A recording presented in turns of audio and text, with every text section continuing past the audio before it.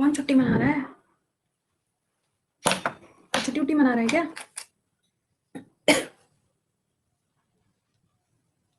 I hope कि सभी लोग सेशन में आ चुके होंगे, क्योंकि क्लास का जो समय है वो सुबह 9 बजे का है और 9 बज चुका है। तो प्लीज़ इट्स अ रिक्वेस्ट कि जब भी आप मेरे क्लास में आएँ, बाकी क्लास का मेरे को ना पता, बट मेरी क्लास में जब आप आएँ तो थोड़ा समय पर आ जाया करिए, वरना फिर चीज़ें आपकी छूट जाएँगी, ठीक है? मेहरबानी करके क्लास में थोड़ा समय पर आइएगा। कल फ्राइडे है ना, और हाँ, कल ही आपका एनसीईआरटी भी स्टार्ट है और एनसीईआरटी भी आपको एक ही दिन में खत्म करा देंगे। मैक्स टू मैक्स 1.5 घंटे का टाइम होगा, जस्ट लाइक अ मैराथन, कहानी खत्म, ठीक है? चलिए अच्छा, शुरुआत करते हैं आज के सेशन की। काफी बच्चे आज ऐसे होंगे जो आज पहली बार आएंगे। हाँ, कल का क्लास जो है वो 8:30 बजे, 8:30, हाँ 8:30 बजे का लगा, राइट, बिल्कुल सही। एक्चुअली उसमें ना मैंने ये सोचा है कि जो टॉपिक्स बचे हैं ना वो कल खत्म कर लेंगे आराम से। तो अगर क्लास 1 घंटे में नहीं होगा तो 1 घंटे 15 मिनट में हो जाएगा, 1 घंटे 20 मिनट में हो जाएगा, उस हिसाब से मैंने कर दिया, ठीक है? रहेंगे तो आपको और आइडिया हो जाएगा कि अच्छा क्वेश्चन जो है वो ऐसे आते हैं, ठीक है? चलिए अब सुनिएगा। देखो, पिछली वाली क्लास में मैंने आपको बताया था डिमांड का मतलब क्या होता है। मैंने आपको बहुत सारे रीजन बताए थे, बहुत सारे फैक्टर्स बताए थे, किन फैक्टर के ऊपर ये डिपेंड करता है। फिर मैंने आपको बताया था सप्लाई के बारे में, और सप्लाई का डिमांड के साथ क्या रिलेशन है, सप्लाई का प्राइस के साथ में क्या रिलेशन है, ये भी कल मैंने आपको समझा दिया था। फिर मैंने आपको बताया था डिमांड के कर्व के बारे में कि डिमांड का जो कर्व है वो कैसे चलता है। अगर किसी भी चीज का प्राइस इंक्रीज करेगा तो उसकी जो डिमांड है वो अपने आप क्या हो जाएगी, डिक्रीज हो जाएगी। लेकिन इसमें मैंने आपको एक क्लॉज बताया था कि जहां पे ये शब्द लिखकर आ जाएगा नीड, कि हमको जरूरत है, तो वहां पर ये कोई भी कर्व, कोई भी फैक्टर काम नहीं करेगा। यहां तक कल मैंने आपको बता दिया था, राइट? एक बार बताओ, यहीं पे थे ना हम लोग? अच्छा ठीक है, तो यहां तक हम कल बात कर चुके थे। अब आज हमें जो आगे बात करनी है वो क्या है, एक कर्व के बारे में। देखो ये क्या है, एक कर्व बना हुआ है या एक ग्राफ बना हुआ है। कल मैंने आपको बताया था कि जो डिमांड कर्व है वो कुछ ऐसा था, लेकिन इसके अंदर क्या दिखाया जा रहा है, मूवमेंट एंड शिफ्ट। क्या मतलब है इसका वो समझते हैं। देखिए इस ग्राफ का मतलब क्या है, यूजुअली तो ऐसा होता है, यूजुअली जो डिमांड का ग्राफ होता है वो ऐसा होता है कि अगर किसी भी चीज की वैल्यू जो है या किसी भी चीज की अगर प्राइस है वो इंक्रीज होती जाएगी तो उसकी जो डिमांड है वो धीरे धीरे करके क्या हो जाएगी, कम होती जाएगी। चलो ठीक है, समझ में आया। अब देखो ये वाला, ये जो ग्राफ है, ये ग्राफ आपको क्या बता रहा है, इसको ध्यान से समझिएगा। ये कह रहा है क्वांटिटी। किसके बारे में बात कर रहा है, क्वांटिटी। क्वांटिटी का मतलब क्या है, मेरे पास में एक माउस है तो इसकी क्वांटिटी कितनी है, एक है। मेरे पास में 2 माउस होते तो क्वांटिटी कितनी है, 2 है। यानी कि कोई भी वस्तु, कोई भी चीज, कोई भी गुड, वो कितने हैं आपके पास में, उसे हम क्वांटिटी कहते हैं। जैसे कि आपके पास में किताबों की जो क्वांटिटी है वो बहुत ज्यादा है, लेकिन क्या ज्ञान की क्वांटिटी बहुत ज्यादा है, वो तभी आएगी जब आप उन किताबों को पढ़ोगे। तो क्वांटिटी का मतलब क्या है, किसी भी चीज की जो नंबर है उसे हम क्या कहते हैं, क्वांटिटी कहते हैं। तो ये जो ग्राफ बना है, ये ग्राफ बना है किसके बेसिस पे, प्राइस और क्वांटिटी। आप थोड़ा ध्यान से समझिएगा। देखो ये ग्राफ आपको ये बता रहा है कि जैसे कि मान लो किसी भी चीज का प्राइस इंक्रीज होता जाएगा तो मार्केट के अंदर उसकी क्वांटिटी क्या होती जाएगी। देखो सप्लाई के बारे में मैंने कोई शब्द नहीं यूज किया, पहले ध्यान रखना। मैंने आपसे पूछा कि अगर किसी भी चीज का जो दाम है, अगर प्राइस बढ़ता जाएगा तो मार्केट के अंदर उस चीज की जो क्वांटिटी है वो क्या होगी, कम होगी कि ज्यादा होगी, कम होगी कि ज्यादा होगी। अच्छा, कम हो जाएगी पक्का। अच्छा क्यों, कम क्यों हो जाएगी, कम क्यों होगी, इंक्रीज होगी, इंक्रीज होगी। अच्छा अब सब ज्यादा होने लगी है। देखो मैंने कहीं पर भी ये शब्द नहीं बोला हुआ है कि स्टॉक में कमी हो रही है, स्टॉक में कमी नहीं हो रही है। अरे मुन्ना ऐसे समझो ना, किसी भी चीज का अगर प्राइस बढ़ा है मार्केट के अंदर, इसको ऐसे समझना ध्यान से, किसी भी चीज का अगर मार्केट के अंदर प्राइस बढ़ता है तो वो प्राइस इसीलिए बढ़ाया जाता है क्योंकि मार्केट के अंदर उसकी जो डिमांड है वो बढ़ गई है और हमारे पास में उतनी सप्लाई हो नहीं पा रही है। तो हम क्या करेंगे, उस वस्तु की, उस गुड की वैल्यू क्या करेंगे, इंक्रीज कर देंगे। तो ऑब्वियस सी बात है कि मार्केट के अंदर उसकी क्वांटिटी क्या हो रही है, डिक्रीज हो रही है। क्या हो रही है, डिक्रीज हो रही है। ऐसे समझो कि यहां पर इस पॉइंट को समझना, जैसे कि मानो ये गोलू है और ये मोलू है, ये गोली है और ये मोली है, ठीक है? ये 4 लोग हैं। ये 4 लोगों की जो सैलरी है, सबकी सैलरी जो है वो 1-1 लाख रुपए है। चारों लोगों की सैलरी जो है वो 1-1 लाख रुपए, ठीक। अब इन चारों लोगों ने सोचा कि हमें ऑडी खरीदनी है। चलो अच्छी बात है, ये चारों लोग गए ऑडी के शोरूम में गए। अब इन्होंने कहा मेरे को तो ऑडी लेनी है भैया, तो ऑडी के शोरूम में आए हैं। तो अब ये जब ऑडी के शोरूम में गए, वहां पे जाके इन्होंने ऑडी खरीद ली। चलो ठीक है, कोई दिक्कत की बात नहीं है, क्योंकि ऑडी का जो प्राइस है वो हम सभी लोग जानते हैं, 35 लाख 40 लाख ऐसे है। तो इस गाड़ी को वही अफोर्ड कर पाएगा जिसके पास में अच्छा खासा पैसा होगा। एक मिडिल क्लास फैमिली तो इसको अफोर्ड कर नहीं पाएगी। बट सपोज करो, यहाँ पे ध्यान समझना, सपोज करो कि इसका प्राइस गिर गया, मान लो ये जो गाड़ी है ये 5 लाख रुपए में आ गई, तब क्या होगा? तब क्या होगा? हाँ, सब लेने के लिए भागेंगे, फुल ऑन डिमांड होगी, सब लोगों को चाहिए होगी, सब कहेंगे हमें भी चाहिए, हमें भी चाहिए। लेकिन यार प्रॉब्लम तो ये हो गई ना कि जो कंपनी ऑडी गाड़ी को बनाती है उसने तो यहाँ पे थोड़ी गाड़ियां मैन्युफैक्चर करी थी, अब क्या करें? अब सबकी जरूरतें कैसे पूरी होंगी? तो सरकार क्या करेगी, इसके ऊपर एक्साइज ड्यूटी लगा देगी और इसके प्राइस को फिर से इंक्रीज कर देगी। बात समझ में आई? तो यहाँ पर ये कर्व आपको ये दिखा रहा है कि किसी भी चीज की जो क्वांटिटी होती है वो उसके प्राइस के ऊपर डिपेंड करती है, ज्यादा या कम तभी होगी जब उसका जो प्राइस है वो यहाँ पे ज्यादा या कम होगा। ये पॉइंट सबको समझ में आया? आज सुबह मैंने आपको पढ़ाया था एक्साइज ड्यूटी के बारे में, ठीक है? आज सुबह मैंने क्या कहा था? Excise duty. एक्साइज ड्यूटी का मतलब होता है जैसे कि मानो आपने गाड़ी में पेट्रोल भरवाया, ठीक है? अब पेट्रोल का एक्चुअल में जो दाम है ना वो कितना है पता है? 80 रुपए पर लीटर है। लेकिन इसके ऊपर सरकार क्या करती है? 13% टैक्स लगाती है। क्या करती है? 13% टैक्स लगाती है। और ये सब चीजें मिलाने के बाद में आपका जो पेट्रोल है वो कितना जाके बनता है? 100 रुपए बनता है। कितना? 100 रुपए बनता है। तो एक्चुअल प्राइस जो है ना वो तो इतना ही है, लेकिन ये टैक्स लगाया गया है। आपने शायद वो वाला 2 मिनट का वीडियो, 10 मिनट का वीडियो जो मैंने आपके लिए बनाया था, आई थिंक आपने वो क्लास देखा नहीं है। मैंने उसमें आपको पूरी इंफॉर्मेशन दी थी, पूरा सिनारियो समझाया था कि भैया ये पैसा कैसे इंक्रीज हो रहा है, व्हाट इज द रीजन, समझ रहे हो? इसीलिए कहते हैं कि अगर आपको कोई भी शॉर्ट वीडियो पे अगर हम शेयर करते हैं ना, भले ही 2 मिनट का हो, भले ही 5 मिनट का हो, लेकिन वो फुल ऑफ नॉलेज होगा, आप कुछ ना कुछ सीख के ही जाओगे उससे, ठीक है? तो प्लीज उसे देख लिया करो एक बार, राइट? अच्छा, कौन से चैनल पे? अरे ड्रीम यूपीएससी पे था। अच्छा चलिए सुनिएगा। तो एक्साइज ड्यूटी का मतलब क्या होता है? एक ऐसा टैक्स जो किसी चीज के ऊपर लगाया जाता है और वो इनडायरेक्ट टैक्स होता है, यानी कि किसी वस्तु के ऊपर जो टैक्स लगाया गया है वो पैसा आप डायरेक्टली सरकार को देने नहीं जा रहे हो।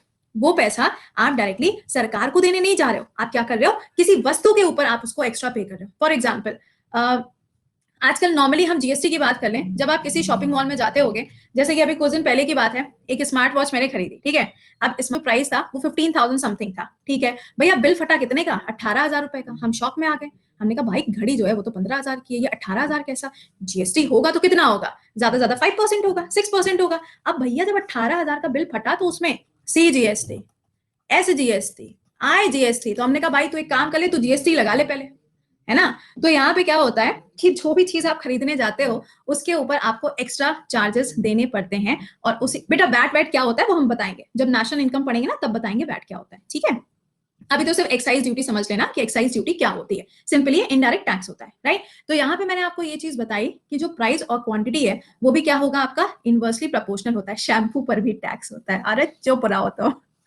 अच्छा, तो बेटा नोट्स बनाने की जरूरत नहीं है, पीडीएफ मिलेगी, लेकिन जो कीवर्ड्स आपको बताएं वो कीवर्ड्स लिख लेना, इंपॉर्टेंट है। अच्छा, अब ये तो बात हो गई, लेकिन इसमें एक आखिरी टॉपिक जो निकल के आता है वो हम आपको बता दें। सुनिएगा, इसमें कोई ऐसा फॉर्मूला नहीं है जिसके बेसिस पे आपको कुछ काउंट करना हो या फिर कुछ कैलकुलेट करना हो। इकोनॉमिक्स के अंदर जो फॉर्मूला आएगा वो सिर्फ और सिर्फ आपके ग्राफ पे आएंगे या फिर आपके कर्व पे आएगा, जब हम लॉरेंस कर्व या जब गिनी कोफिशिएंट पढ़ेंगे वहां पर आएगा। डिमांड एंड सप्लाई सिर्फ आपको एक चीज बताता है कि आपको प्राइस के साथ में क्वांटिटी पता होनी चाहिए, प्राइस के साथ में डिमांड के ऊपर क्या इफेक्ट पड़ेगा, प्राइस, डिमांड और सप्लाई, इन तीनों का क्या रिलेशन है, और इनका जब रिलेशन पूछा जाएगा तो इसके बेसिस पे आपसे प्रैक्टिकल क्वेश्चन पूछे जाएंगे। आंसर कर लोगे? क्योंकि हम कराएंगे, अभी मंडे को आएगा वाला सेशन, कर लोगे ना? देखते हैं, देखते हैं मंडे को, देखते हैं। लिपस्टिक पे भी लगता है, कोई मारो यार इसको, कोई मारो इसको, है क्या? कल मैम, कल का टाइम टेबल बच्चों के हिसाब से तो बनाओ, तुम्हारे हिसाब से तो बनाया, और कैसे हिसाब से बनाया? भैया कल सुबह 7 बजे तो क्लास करते ही करते हो, ठीक है? 8:30 बजे क्लास है तुम्हारी, ज्योग्राफी की लास्ट क्लास है कल। इस क्लास के सीधे बाद में जो क्लास है वो भैया 3 बजे है। क्या दिक्कत है इसमें? है? पूरा तो टाइम छोड़ दिया तुम्हारे लिए, पूरा गैप दे तो दिया, और क्या चाहिए? है?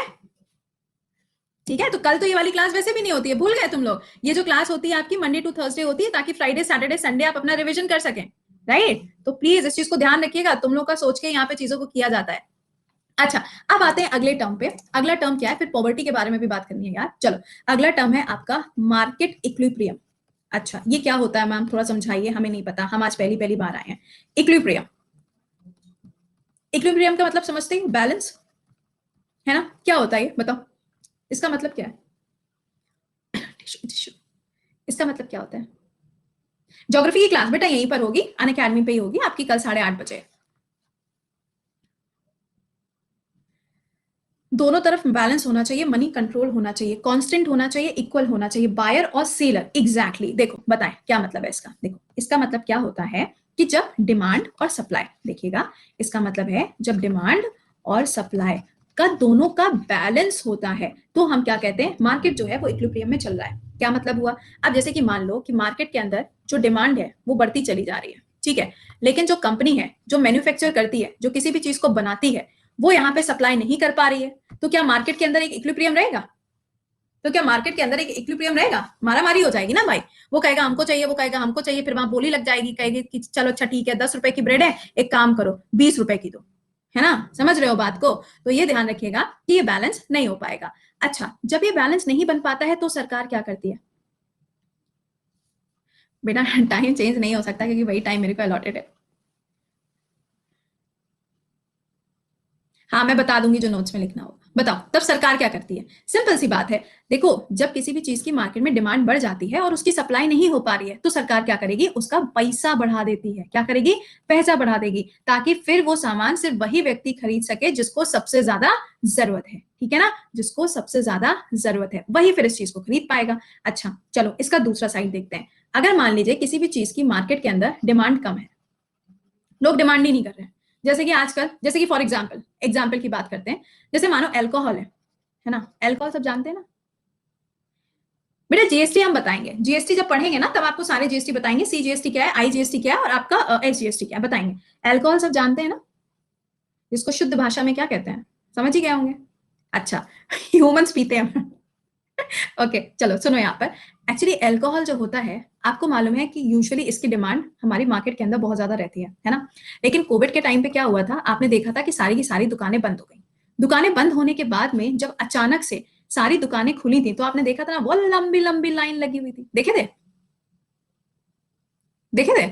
मतलब भाई साहब लोग अपना घर बार छोड़ के वहां अल्कोहल की दुकान के बाहर लंबी सी लाइन लगा के खड़े हुए थे, ठीक है? ऑनलाइन, हाँ ऑनलाइन 5,000 तक का अगर आप अल्कोहल ऑर्डर करेंगे तो कर्नाटका वाले तो डिस्काउंट दे रहे थे। समझ रहे हो? तो ये क्या है? ये है किसी भी चीज की डिमांड। तो जब चीज की डिमांड इंक्रीज हो जाती है तो उसकी सप्लाई भी आपको बढ़ानी पड़ेगी, और अगर आप उसकी सप्लाई बढ़ा नहीं सकते हो तो आपने देखा हो तो सरकार ने उसके ऊपर एक्साइज ड्यूटी बढ़ा दी थी, एक्स्ट्रा पैसा उसके ऊपर चार्ज करना शुरू कर दिया था कि भाई तेरे को एक बॉटल चाहिए तो आपको 2,500 या 3,000 या 4,500 कुछ ऐसा अमाउंट देना पड़ रहा था। तो आप समझ सकते हो किसी भी चीज की डिमांड को बैलेंस करने के लिए सरकार हमेशा तैयार रहती है, ठीक है? सरकार तो काम ये होता है। ओके अच्छा पापा की परी। अच्छा सेकंड पॉइंट समझिएगा, अगर किसी चीज की डिमांड कम हो गई है तो मार्केट के अंदर उस चीज की जो सप्लाई होगी वो सप्लाई तो मेंटेन रहेगी, तो क्या ये इक्विलिब्रियम रहेगा कि नहीं रहेगा? Happy birthday Rahul, happy birthday. रहेगा कि नहीं रहेगा? बात फिर से सुनो मैंने क्या कहा। अगर किसी भी चीज की डिमांड जो है वो मार्केट के अंदर अगर डिक्रीज हो गई है तो मार्केट के अंदर जो उसकी सप्लाई बनी हुई है, सप्लाई बनी है, मैंने ये नहीं कहा कि बढ़ी है कि कम हुई है, मैंने कहीं पे भी ये नहीं बोला। आप बस मुझे ये बताओ क्या मार्केट के अंदर इक्विलिब्रियम रहेगा कि नहीं रहेगा? रहेगा कि नहीं रहेगा? हाँ या ना? अरे भैया रहेगा, क्यों नहीं रहेगा? जब लोग डिमांड ही नहीं कर रहे हैं, कंपनी ने तो बना दिया ना, लोगों ने डिमांड बंद करी है, कंपनी ने तो बनाया है ना, अब तुम खरीदो ना खरीदो वो तुम्हारी इच्छा है। तो यहां पर ये समझिएगा कि जब डिमांड कम हो रही है तो मार्केट में सप्लाई बनी हुई है। मैंने ये नहीं बोला कि सप्लाई डिक्रीज हुई है, मैंने कहीं पर भी ये नहीं बोला है, ठीक है? शब्दों का फेर है, economics is all about word. Economics जो है ना वो सारा का सारा खेल शब्दों का है। एक शब्द पे घूमोगे वही वाली बात है, नजरें हटी दुर्घटना घटी। समझ रहे हो? तो बहुत कायदे से इस चीज को समझिएगा, ठीक है? और जब यहाँ पे सप्लाई मार्केट में बनी रहेगी, सप्लाई जब मार्केट में बनी रहेगी और लोग उसकी डिमांड नहीं करेंगे तो सरकार क्या करेगी? तो सरकार कहेगी चलो अच्छा ठीक है हम प्राइस कम कर देते हैं, कम से कम हमारे पास में जो सामान बचा हुआ है वो तो कम से कम सेल हो जाए।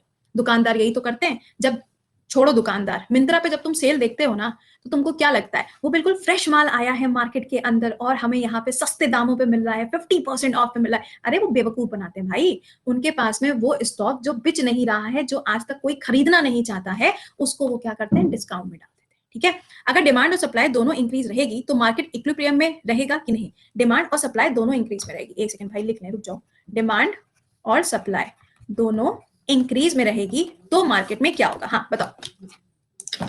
सवाल पूछा गया है यहाँ पे कि अगर मार्केट के अंदर डिमांड और सप्लाई दोनों इंक्रीज होगी तो इक्विलिब्रियम रहेगा कि नहीं रहेगा? डिमांड इंक्रीज हुई है और सप्लाई भी इंक्रीज हुई है, बच्चा लॉजिकल बात है, कांस्टेंट है। कुछ बदलेगा नहीं, चलता रहेगा, बिल्कुल चलता रहेगा, कुछ दिक्कत नहीं है। डिमांड ही तो इंक्रीज हुई है, तो कंपनी ने मैन्युफैक्चर भी तो अपना इंक्रीज कर दिया है, नो इश्यूज, कोई प्रॉब्लम नहीं आएगी। हाँ, ये अगर कम हो जाएगा तो दिक्कत आएगी, लेकिन तुमने खुद ही बोला है कि बेटा दोनों इंक्रीज हो रहा है, तो जब दोनों इंक्रीज ही हो रहा है तो ऑब्वियस है ना कि ये तो इक्विलिब्रियम हो गया। खुद ही बताए हो, खुद ही सवाल किया, खुद ही आंसर भी दे दिया है तुमने, ठीक है। नहीं, प्राइस प्राइस के बारे में हमने कोई बात नहीं की, वो तो सरकार का काम है कि वो जब सरकार करेगी तब का तब देखा जाएगा, ठीक है। तो ये था हमारा डिमांड एंड सप्लाई का पॉइंट, जहां पे मैंने आपको क्या क्या चीजें बताई हैं, मैं एक बार से आपको रिकॉल करा दूं, उसके बाद में चलते हैं नेक्स्ट चैप्टर पे, ठीक है। रिकॉल एक बार से कर लो बस। देखो, पहले मैंने आपको बताया डिमांड क्या होती है, फिर डिमांड के फैक्टर्स क्या होते हैं जिसके बेसिस पे ये काम करता है, उसके बाद में मैंने आपको कॉन्स्टेंट फिगर बताया, नीड का यहाँ पे क्या सीन होता है वो आपको बताया, फिर डिमांड का कर्व क्या होता है उसके बारे में हमने बात करी, फिर सप्लाई को हमने डिस्कस किया, उसके बाद में सप्लाई और डिमांड के रेशियो क्या होते हैं वो मैंने आपको बताया, और फिर अभी हम लोगों ने एक वो देखा था, मैप देखा था, कौन सा वाला था, वो था आपका प्राइस और क्वांटिटी के बेसिस पे इसका रेशियो मैंने आपको बताया, फिर मैंने आपको मार्केट इक्विलिब्रियम बताया। इतनी चीजें आपको बहुत अच्छे से याद रखनी है, क्या कांस्टेंट रहेगा, क्या चेंज होगा, ये सब चीजें आपको मैंने बता दी, एग्जैक्टली मैंने आपको यही बताया, एक बार थम अप करके बता दो, ठीक है। तो यहां तक हम लोगों ने ये टॉपिक पढ़ा है। अब हमारा जो अगला वाला टॉपिक आएगा उसके बारे में हम लोगों को बहुत सारी चीजें नहीं, कुछ चीजें मालूम होनी चाहिए, क्योंकि अक्सर वहां से सवाल नहीं बनता है, ठीक है। बट सिलेबस का पार्ट है तो भैया मालूम होना चाहिए, क्योंकि पता नहीं कौन सा क्वेश्चन कब मुंह उठा के आ जाए, है ना, हमें पता नहीं होता है। हाँ जी, बताइए, पॉवर्टी क्या होती है, जिसे हम हिंदी में कहते हैं गरीबी, क्या होती क्या है ये बताओ। मतलब एक सेकेंड, मतलब डिमांड, अरे भाई रुक जा, मतलब डिमांड घटेगा या बढ़ेगा अगर सप्लाई मेंटेन है तो government balance, exactly Jaya Singh, right. हाँ जी, what is demand, what is demand, पैसे की कमी होना ना, क्या बात कर रहे हो भैया, पॉवर्टी पॉवर्टी पॉवर्टी बताओ, पॉवर्टी क्या होती है, रोटी कपड़ा और मकान, पॉवर्टी इज रोटी कपड़ा और मकान, कैसी बातें कर रहे हो यार, इकोनॉमिक्स पढ़ रहे हो, इकोनॉमिक्स में ऐसी बातें करोगे, हाँ। अभी कहोगे रोजगार दिलाओ, तब बताएंगे पॉवर्टी क्या होती है, नीड को फुलफिल करना, अच्छा, बीपीएल, यू कांट अफोर्ड, अच्छा ठीक है, कह रहा है मैं गरीब हूं, ये इसकी डेफिनेशन है कि मैं गरीब हूं, अरे भाई हमें वो नहीं जानना है बेटा। डिमांड एंड सप्लाई से जो क्वेश्चंस बनेंगे वो आपको मंडे को कराएंगे, दो टॉपिक आपके हो जाएंगे ना, तो मंडे को आपको उसके बेसिस पे क्वेश्चंस कराए जाएंगे। चलिए अच्छा, अब हम बात करते हैं कि इसका मतलब क्या होता है, देखो समझना, सिंपल सी बात है, जब हम कहते हैं ना पॉवर्टी यानी कि गरीबी, इसका मतलब ये होता है, सपोज करो कि एक कोई व्यक्ति है, एक कोई पर्सन है ना, और वो जो व्यक्ति है उस व्यक्ति के पास में पैसा तो है, ठीक है ना, उसके पास में पैसा तो है, लेकिन उसके पास में इतना पैसा नहीं है कि वो अपनी बेसिक नीड को फुलफिल कर पाए, यानी कि उसकी जो जरूरतें हैं, उसकी जो छोटी चीज छोटी जरूरत है, अगर वो व्यक्ति उसको फुलफिल नहीं कर पा रहा है तो उसे हम क्या कहेंगे कि वो व्यक्ति क्या है, गरीब है, ठीक है। एग्जाम्पल, जैसे कि हम मनरेगा की बात करें, अब मनरेगा के अंदर क्या होता है, हम सभी लोगों को पता है, मनरेगा के अंदर जो अमाउंट दिया जाता है, जो पैसा दिया जाता है सैलरी के रूप में, वो अभी थोड़े दिन पहले ही इंक्रीज किया गया और इतना पैसा दिया जाता है। अब आप मुझे ये बताओ, इतना जो पैसा दिया जाता है इसमें इनके पास में राशन कार्ड भी होता है, ठीक है। राशन कार्ड होने की वजह से पब्लिक डिस्ट्रीब्यूशन सिस्टम, जो आपने देखा होगा ना, किराने की दुकानें होती हैं जहां पे आपको 2 रुपए 3 रुपए 1 रुपए के हिसाब से सामान दिया जाता है, लेकिन ये उन लोगों को मिलता है जो क्या है, बिलो पॉवर्टी लाइन है, उनको ही ये सामान दिया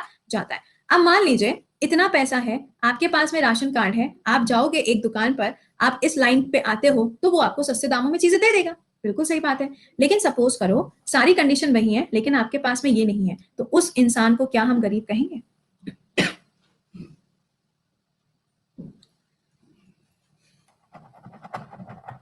सोच समझ के आंसर करो, क्या हम उस इंसान को गरीब कहेंगे, नहीं कहेंगे। अच्छा, अच्छा मेरे को ऐसे बताओ, देखो मैंने आपको ये बोला, अरे यार बेवकूफी वाली बातें मत करो, गरीब तो गरीब है ना, है, गरीब तो गरीब है ना, क्या मतलब है, एग्जामिनर को जाके बोलोगे गरीब तो गरीब है ना, है ऐसे करोगे एग्जामिनर को, can't say, can not be determined ma'am, can not be determined, अरे प्रभु सुनो, पैसा इतना दिया जाता है मनरेगा के अंदर, लेकिन उस व्यक्ति के पास में अगर राशन कार्ड नहीं है तो उस व्यक्ति को राशन की दुकान पे राशन नहीं मिलेगा, और जब उस व्यक्ति को राशन नहीं मिलेगा तो वो बाहर दुकान पे जाएगा बेचारा सामान लेने के लिए, और आपको ये मालूम होना चाहिए कि दाल चावल आटा कितने रुपए किलो मिलता है, ये आप बहुत अच्छी तरीके से जानते होंगे, तो हम इसको क्या कहेंगे, कहेंगे ना कि ये गरीब है, कहेंगे कि नहीं कहेंगे, तो मैंने यही तो पूछा था, इतनी सी तो बात मैंने पूछी थी, कंफ्यूजन किस बात का था? कंफ्यूजन किस बात का था? ये बात सबको समझ में आई?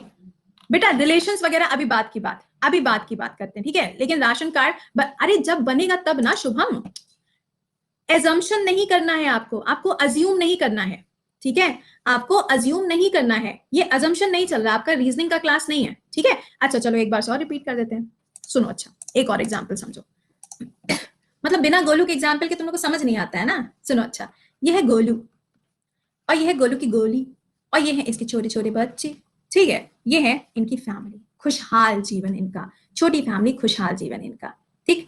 आप सुनिएगा, ये जो फैमिली है, ये फैमिली गांव में रहती है, बहुत अच्छी बात है। लेकिन ये जो फैमिली है, इस फैमिली के अंदर ये जो गोलू और गोली हैं, ये लोग मनरेगा के अंदर काम करते हैं। अब भैया कोई ऐसा तो नहीं है कि मनरेगा नहीं पता मनरेगा क्या होता है। शादी भी इनके करा दी, इनके बच्चे भी हो गए। हाँ अब अभी कुछ टाइम पहले इनकी शादी हुई, तो बच्चे वगैरह भी, ठीक है? अच्छा तो पॉइंट इज, मनरेगा में ये काम करते हैं। मनरेगा के अंदर आपको 100 दिनों का फिक्स्ड काम दिया जाता है, और जिसमें अमाउंट कितना मिलता था, यहाँ पे इतना पैसा दिया जाता था, ठीक? अब ये जो पैसा दिया जाता था, ये इंक्रीज होकर अभी कितना कर दिया गया है, इतना पैसा कर दिया गया है, 202 रुपए दिया जाता है, राइट? ये तो बात हो गई हमारी सरकार की, हाँ उत्तराखंड में बढ़ा दिया गया, बिल्कुल सही है, ये तो बात हुई हमारी सरकार की। अब यहाँ पे इसको भी मिलता है 202 रुपए, इसको भी मिलता है 202 रुपए, तो मिला के कितना हो गया भैया? हमारी गणित तो थोड़ी सी कमजोर है, बता देना जरा, कितना हो गया? इतना हो गया, इतना हो गया ना? अच्छा पॉइंट जीरो जीरो भी लगा लिया मतलब पूरी गणित हमको पढ़ाओगे। तो इतना पैसा जो है वो इनको यहाँ पे दिया जाता है, बहुत अच्छी बात है। इनके पास में अपना खुद का राशन कार्ड है, ओके? राशन कार्ड है, तो ये राशन कार्ड का इस्तेमाल करेंगे, जाएंगे सीधे पीडीएस सिस्टम के अंदर, और वहां पे जाके 2 रुपए, 1 रुपए और 3 रुपए के हिसाब से राशन ले आएंगे। बहुत अच्छी बात है, इनका पैसा बच गया, इनका पैसा बच गया कि नहीं बच गया? ठीक है, पैसा बच गया। तो हम ये तो कहेंगे कि ये जो लोग हैं, ये बिलो पॉवर्टी लाइन तो आते हैं, लेकिन ये अपनी बेसिक नीड को फुलफिल कर पा रहे हैं, किसकी सहायता से? सरकार की सहायता से, खुद से नहीं, खुद से नहीं, खुद से नहीं, सरकार की सहायता से, ठीक है? अच्छा अब मान लो इनके पास में राशन कार्ड नहीं है, ये मत कहना कि बनवा लेंगे, वो बात की बात है, ठीक है ना? वो बात की बात है, इनके पास में राशन कार्ड नहीं है और ये मनरेगा के अंदर ही काम करते हैं। अब क्या होगा? अब तो इनको इतने दामों पे नहीं मिलेगी चीजें, फिर ये क्या करेंगे? ये बाहर जाएंगे मार्केट में, और मार्केट से जाके सामान खरीदेंगे। तो इनको भी हम क्या कहेंगे? इनको हम कहेंगे कि ये भैया गरीब हैं और इनको कोई भी सहायता नहीं मिल रही है, क्योंकि इनके पास में क्या नहीं है? राशन कार्ड नहीं है। तो किसी भी व्यक्ति को हम गरीब तब कहते हैं जब वो अपनी बेसिक नीड को अपने तरीके से या फिर खुद से अगर वो पूरा नहीं कर पा रहा है, तो उस व्यक्ति को हम क्या कहेंगे? कि वो व्यक्ति गरीब है। वो व्यक्ति क्या है? गरीब है। बात समझे? पॉवर्टी का सिर्फ शब्द का मतलब समझो, आगे की कहानी अभी आगे चल के समझते चलेंगे। चलिए, तो ये तो बात हो गई यहाँ पे बेसिक नीड की। अब बेसिक नीड क्या होती है? हाँ अभी देखो बताएंगे। हाँ बताओ बेसिक नीड में क्या क्या आता है? सबसे पहले तो अल्कोहल बताएंगे। बताओ बेसिक नीड में क्या आता है? बेटा एग्जाम में मैंने पहले ही बोल दिया कि इस चैप्टर से ज्यादा कुछ नहीं आएगा, जहां पे क्वेश्चन बनेगा वो हम आपको बता देंगे। मैंने पहले ये चीज, बड़ा और मकान और साथ में अल्कोहल, तभी तो इनकी पावरी होगी। भूल गए तुम लोग? नहीं, इनके लिए education is not the basic need, इनके लिए education is not the basic need. Basic need में क्या आता है? रोटी कपड़ा और मकान आता है, ओके? और alcohol is the mandatory thing. नहीं बेटा मेडिसिन मेडिसिन कुछ ना आता है, बेसिक नीड की बात कर रहे हैं, सिर्फ रोटी कपड़ा और मकान की बात हो रही है, बाकी चीजें इनके लिए सेकेंडरी हो जाती है, ओके? अब देखो, जीएफ से याद आया, कल तो मतलब खैर छोड़ो, बातें बाद में। हाँ तो ये तो मैंने आपको बताया कि what do you mean by poverty. अब देखो यहाँ पे क्या लिखा हुआ है, अनएम्प्लॉयमेंट इन इंडिया, भारत की। भाई ये तो मतलब पढ़ाने का कोई लॉजिक ही नहीं है, ये बताना पड़ेगा क्या? ये बताना पड़ेगा?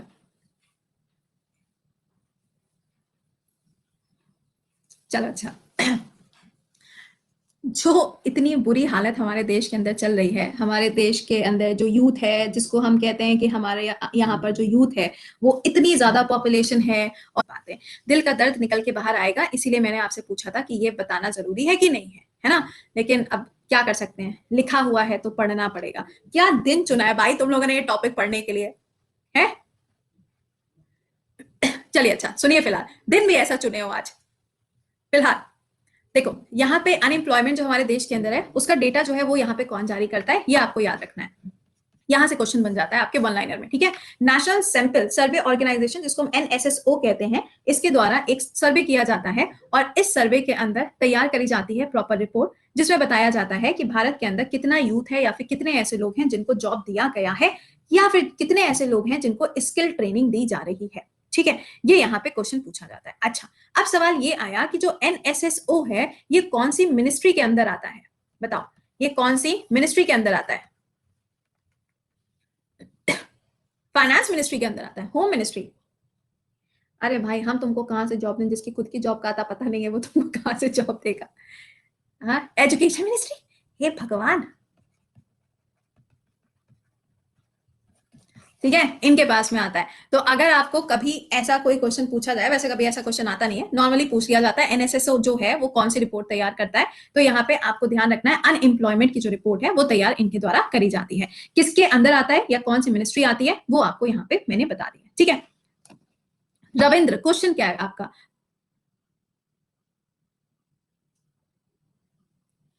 यार देखो, जॉब मेरे हाथ में नहीं है, मैं आपको पढ़ा सकती हूँ, ठीक है, एग्जामिनेशन हॉल के अंदर आपको सारे आंसर आ जाएंगे। उन सीनियर टीचर्स की सैलरी पूछना, बस उसकी आधी मेरी है।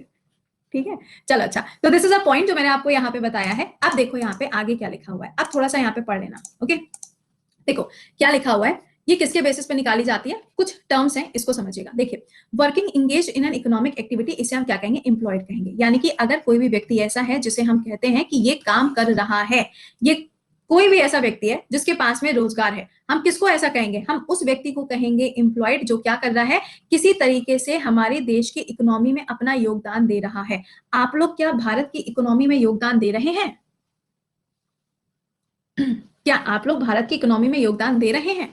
अरे पगलैटो, सुनो, बोलो यस मैम। पूछो कैसे, पूछो कैसे, पूछो एक बार।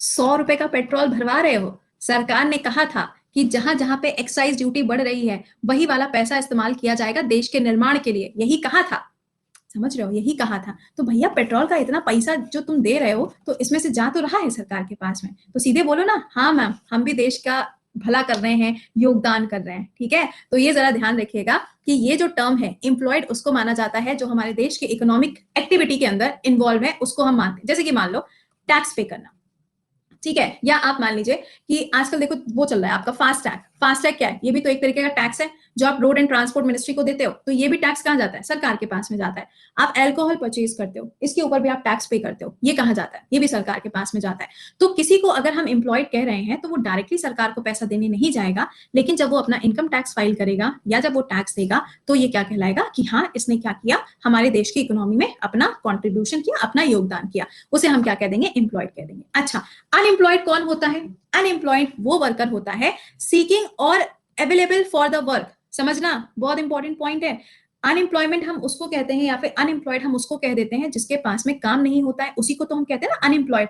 हाँ या ना, हाँ या ना, उसी को तो हम कहते हैं। अच्छा, अब यहाँ पे समझिएगा, कोई भी व्यक्ति अनएम्प्लॉयड तब कहलाता है अगर वो काम करने का इच्छुक है। पहला क्या है, अगर वो व्यक्ति काम करने का इच्छुक है लेकिन उसके पास में जॉब नहीं है, पहला पॉइंट। ठीक है, दूसरा क्या है, अगर वो व्यक्ति काम ढूंढ रहा है और उसको काम नहीं मिल रहा है, उसे हम क्या कहेंगे, अनएम्प्लॉयड कहेंगे। ठीक है, दो बातें समझ में आई होंगी। पहला, अगर कोई ऐसा व्यक्ति है जो काम करना चाहता है लेकिन उसे काम नहीं मिल रहा है। दूसरा है कि कोई काम ढूंढ रहा है लेकिन फिर भी उसको काम नहीं मिल रहा है, उसे हम क्या कहेंगे, अनएम्प्लॉयड कहेंगे। अब आप मुझे ये बताओ, अब आप मुझे ये बताना, ये गोलू है, पी के पड़ा हुआ है कहीं नाले वाले में, तो ये अनएम्प्लॉयड है क्या? क्या ये अनएम्प्लॉयड है? नहीं है भाई, कैसे हो जाएगा, कैसे हो जाएगा, तुम बताओ। जो यहाँ पे ड्रिंक करके नाले में पड़ा हुआ है इसका मतलब है वो काम करना ही नहीं चाहता। उसको तो जो पैसा मिल जाएगा वो उससे क्या करेगा, जाके अल्कोहल खरीदेगा, डेली बेसिस पे अल्कोहल पिएगा और नाले में पड़ा रहेगा। तो ये अनएम्प्लॉयड थोड़ी ना है। तुम लोग क्या हो, व्हाट यू पीपल आर, आप लोग क्या है? अरे स्टूडेंट, पगलैट, स्टूडेंट नहीं, आप लोग अनएम्प्लॉयड हैं। क्यों? क्योंकि आप काम करना चाहते हो लेकिन सरकार आपको काम नहीं दे रही है। आप तो काम करना चाहते हो, राइट? नहीं चाहते काम करना, पड़े रहना चाहते हो बेड पे ऐसे ही। You are willing, exactly you are willing, आप काम करना चाहते हो बट आपको काम मिल नहीं रहा है, तो आप क्या कहलाओगे, आप कहलाओगे अनएम्प्लॉयड। ठीक है, मैं कौन सी कैटेगरी में आऊंगी, मैं आऊंगी एम्प्लॉयड में। क्यों? क्योंकि मैं टैक्स पे करती हूँ। ठीक है, मैं क्या करती हूँ, मैं टैक्स पे करती हूँ। अगर मैं चार बातें सरकार को बोलूंगी तो मैं बोल सकती हूँ क्योंकि मैं टैक्स पे करती हूँ। ठीक है, बात समझना। बस मैम, अरे रो मत भाई, रो मत। अरे यार बहुत टैक्स चला जाता है, क्या बात कर रहे हो, जब से जीएसटी आया ना तब से नरक मचा के रखा हुआ है इसने। तो वो तुम छोड़ दो, अच्छा खासा पैसा चला जाता है टैक्स में, बस ये समझ लो, एक के ऊपर जाता है। ठीक, ओ माय गॉड, मैंने आज से करंट अफेयर शुरू किया है पढ़ना।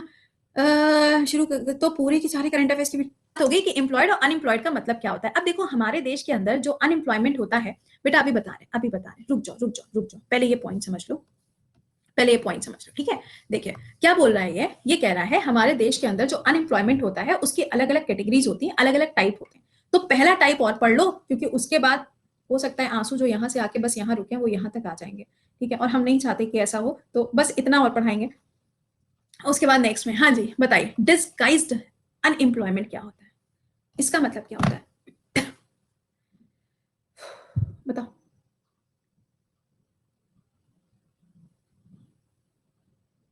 जरूरत से ज्यादा एम्प्लॉयमेंट, अच्छा जरूरत से ज्यादा,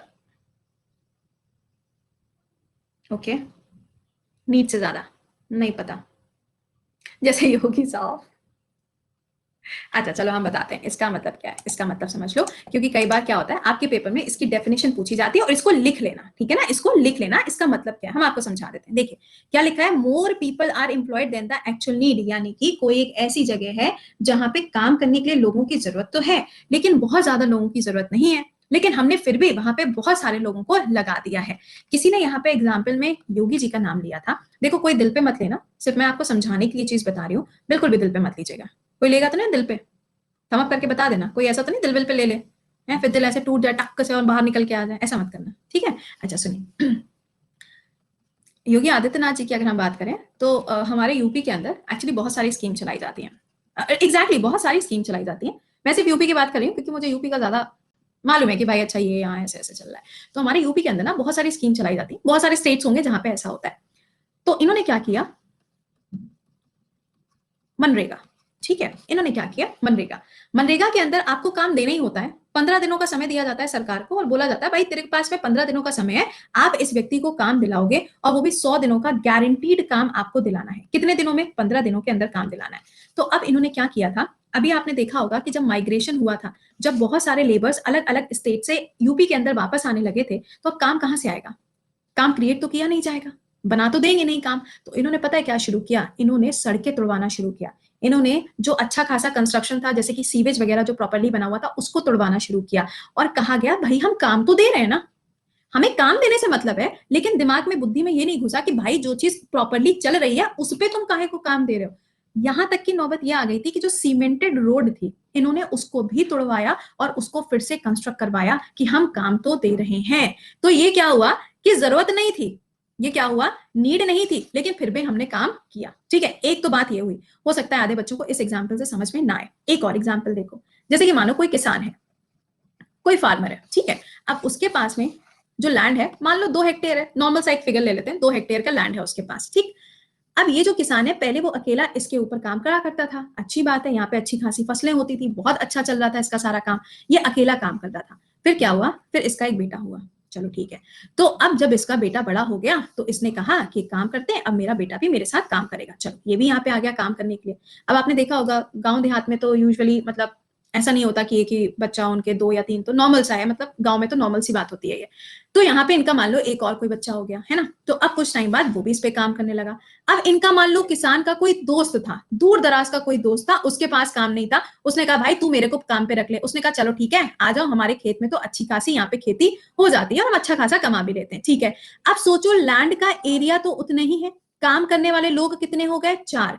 क्या लैंड की जो फर्टिलिटी है, यानी कि जो यहाँ पे उत्पादन हो रहा था, क्या वो बढ़ जाएगा, बताना अब, क्या वो बढ़ जाएगा, नहीं बढ़ेगा ना। क्या एरिया इंक्रीज हो जाएगा, क्या एरिया इंक्रीज हो जाएगा, नहीं हो जाएगा। तो कहने का सेंस यहां पर यह है कि अगर आप जरूरत से ज्यादा किसी चीज को करते चले जाएंगे लेकिन अगर उसकी जरूरत नहीं है तो उसे हम क्या कहेंगे, डिसगाइज, मतलब वो वेस्ट है भाई, वो किसी काम का नहीं है, वो हमारे किसी काम का ही नहीं है। आप कितने भी लोग रख लो, यहाँ पे 10 लोगों को रख लो, लेकिन क्या 10 लोगों को रखने से यहाँ का जो फर्टिलिटी है वो इंक्रीज हो जाएगी, क्या उत्पादन ज्यादा हो जाएगा, नहीं होगा, उत्पादन तो उतना ही रहेगा जितना होता है। तो यहाँ पे नंबर ऑफ हैंड्स इंक्रीज हो रहे हैं, ध्यान से सुनना, यहाँ पे नंबर ऑफ हैंड्स इंक्रीज हो रहे हैं, यानी कि काम करने वाले जो लोग हैं वो यहाँ पे बढ़ता चला जा रहा है, लेकिन यहाँ से उत्पादन जो है, जो प्रोडक्शन है, वो इंक्रीज नहीं हो रहा। डिसगाइज्ड अनएम्प्लॉयमेंट समझ में आया,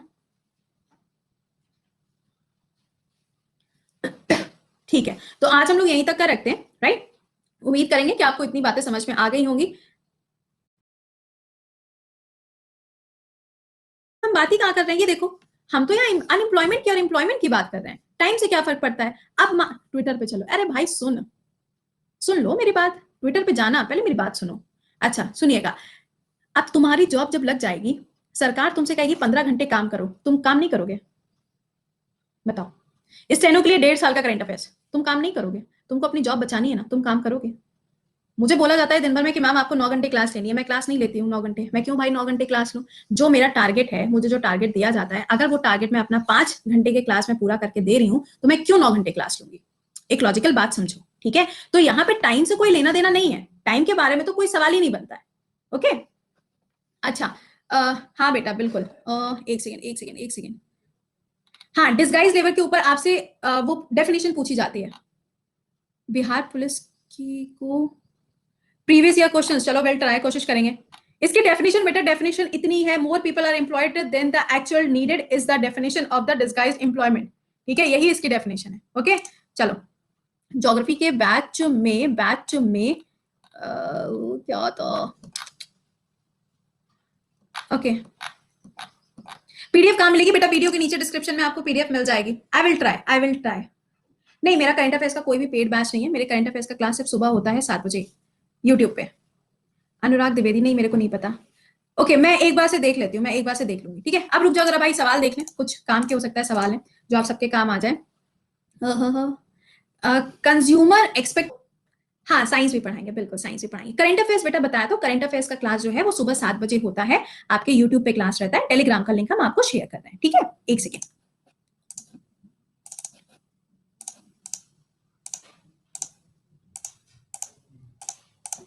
आपका गांधी एरा का सेशन है, आप उसको ज्वाइन करना मत भूलिएगा, टेलीग्राम लिंक आपके सामने, डेफिनेटली इंतजार रहेगा। Bye bye.